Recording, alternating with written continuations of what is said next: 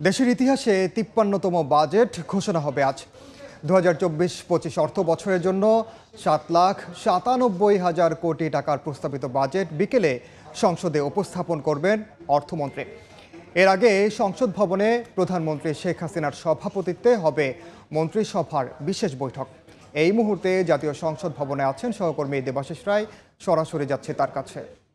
দেবাশিস,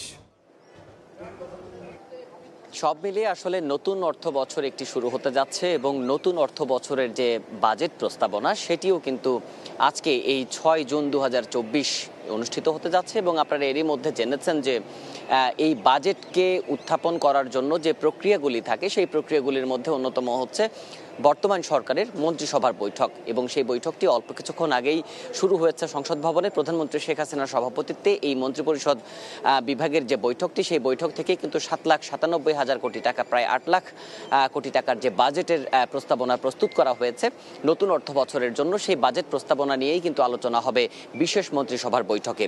এবং মন্ত্রিসভার বিশেষ বৈঠক থেকেই এই বাজেটটির প্রস্তাবনাটি অনুমোদন করা হবে। মন্ত্রিপরিষদ বিভাগ এরই মধ্যে অর্থ মন্ত্রণালয়ের সমন্বয়ে এই পুরো ডকুমেন্টসগুলো প্রস্তুত করেছে এরই মধ্যে।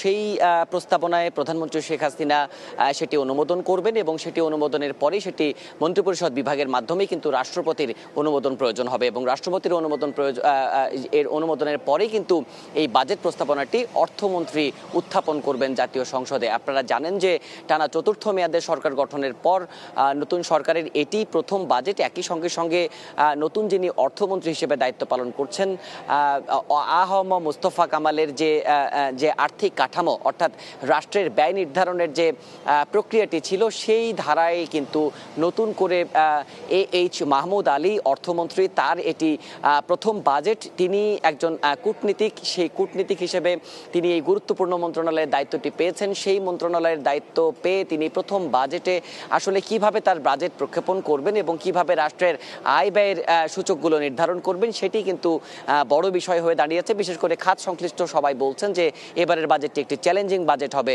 মূল্যস্ফীতি কমানোর জন্য। বিকেল ৩টায় এই আনুষ্ঠানিকতা শুরু হবার কথা রয়েছে। এর মধ্যে যদি কোনো ধরনের কোনো আপডেটস আসে বা নতুনভাবে কোনো তথ্য হালনাগাদ হয়, আমরা আবারও আপনাদেরকে সেই তথ্যগুলো সংসদ ভবন থেকে জানাবো। তো এই ছিল এখন পর্যন্ত বাজেট প্রস্তাবনা উত্থাপনের আমার কাছে সবশেষ তথ্য। সরাসরি যুক্ত ছিলাম জাতীয় সংসদ ভবনে।